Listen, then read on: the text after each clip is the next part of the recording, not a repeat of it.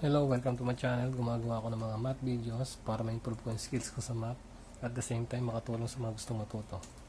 Okay, ang topic natin for today is product rule.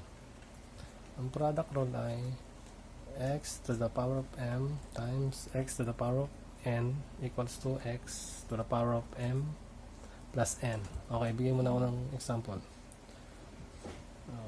X times x squared equals to, pag nakita nyo ganyan yung x na walang exponent, ibig sabihin may 1 yan, automatic yan, may 1. Kaya pag pinag-multiply natin, magiging x 1 plus 2 equals to x cubed. Okay, simulan na natin dito sa example number 1. 2 to the power of 3 plus 3 equals to 2 raised to 6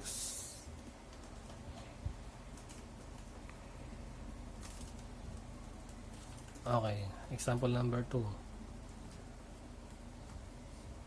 X to the power of 4 plus 3 is equals to x to the power of 7. Yan ang sagot. Box natin. Natin ang box.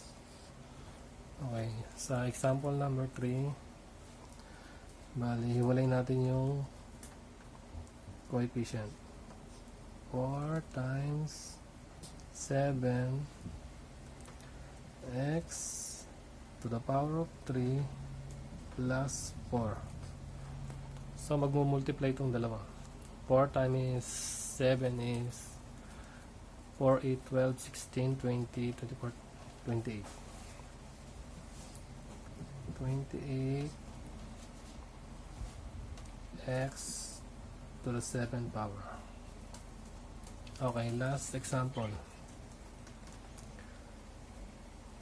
3, hiwalay natin yung coefficient, times 2 a to the power of 2 plus 1 plus 4 pala, plus 4 sorry plus 4 plus b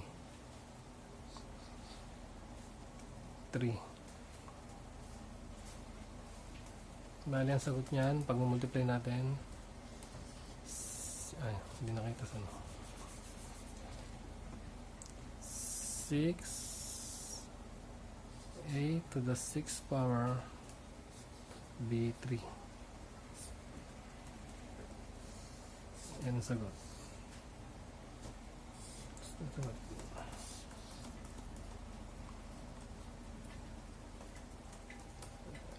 Experience is the best teacher, kaya mag-practice tayong mabuti.